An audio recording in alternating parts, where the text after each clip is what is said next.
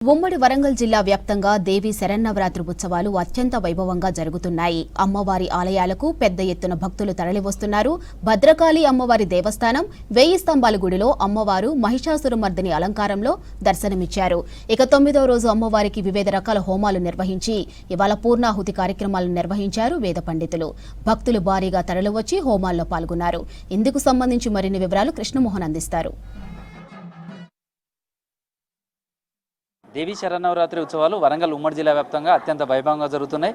అమ్మవారికి ప్రత్యేకంగా ఈ 9 రోజుల పాటు నవరాత్రులను చేయటం, తర్వాత చండీ హోమాలు కావచ్చు, అమ్మవారికి సంబంధించినటువంటి నిత్య పూజలు, అదేవిధంగా కుంకుమార్చనలు ఇవన్నీ కూడా భక్తి పారవశ్యంగా చేస్తున్నారు. ప్రస్తుతం అయితే అమ్మవారికి సంబంధించినటువంటి పూజలతోటే వరంగల్ ఉమ్మడి జిల్లా వ్యాప్తంగా కూడా ఒక భక్తి పారవశ్యంగా మారిందని చెప్పచ్చు. అయితే వరంగల్కి సంబంధించి భద్రకాళి అమ్మవారి దేవాలయం కావచ్చు, అదేవిధంగా అమ్మవారికి సంబంధించినటువంటి ఆలయాలన్నీ కూడా ఈ శరన్నవరాత్రి ఉత్సవాలు అత్యంత వైభవంగా జరుగుతున్నాయి. అందులోనూ భద్రకాళి అమ్మవారికి సంబంధించి కావచ్చు, రోజుకు ఒక అలంకారం ఉంటుంది. ఈరోజు మహిషాసుర మర్దిని అలంకారంలో కూడా అమ్మవారు దర్శనం ఇస్తున్నారు. సేమ్ టైంలో ఇదే విధంగా 1000 స్తంభాల దేవాలయంలో కూడా అమ్మవారిని ప్రతిష్ఠించి పూజా కార్యక్రమాలన్నీ కూడా జరుగుతున్నాయి. ఇవాళ పూర్ణాహుతి కార్యక్రమాలన్నీ కూడా హోమాలకు సంబంధించి కూడా నిర్వహిస్తున్నారు. ప్రస్తుతం అయితే ఈ కార్యక్రమాల్లో పాల్గొన్న ఎమ్మెల్యే నారాయణేంద్రుడు అందరూ మాట్లాడదాం.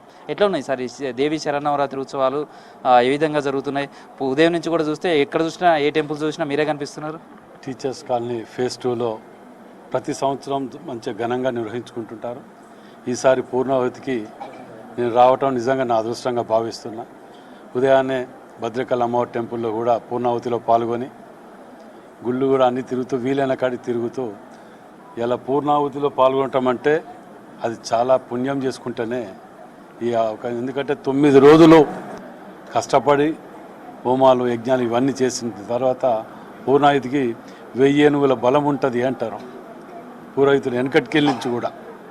కాబట్టి ఇవాళ ఇక్కడ పాల్గొనటం నిజంగా కూడా ఇక్కడ ఒక యూనిటీగా ఆలయాన్ని చాలా చక్కగా తీర్చిదిద్దుకునే విధంగా నిష్టగా చాలా చక్కగా అలంకరణలతో చేస్తుంటారు. ఇక్కడికి రావాలని చెప్పే ఉద్దేశంతో రావడం జరిగింది.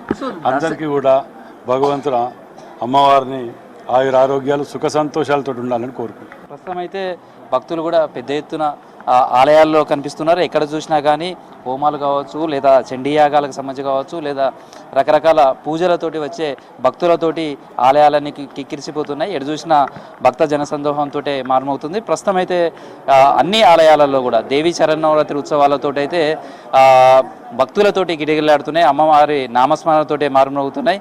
రేపు దసరా పండుగ కూడా ఇంతే గ్రాండ్గా జరుగుతుంది. ఈరోజు అమ్మవారికి సంబంధించినటువంటి దేవీ శరన్నవరాత్రి ఉత్సవాలు ఈ రోజుతోటి, రేపు అమ్మవారికి సంబంధించినటువంటి దసరా పండుగను ఇదే విధమైనటువంటి వైభవంగా నిర్వహించుకోవడం అనేది కూడా జరుగుతుంది. Video journalist Dashrath, Krishnamohan, V6 news, Warangal.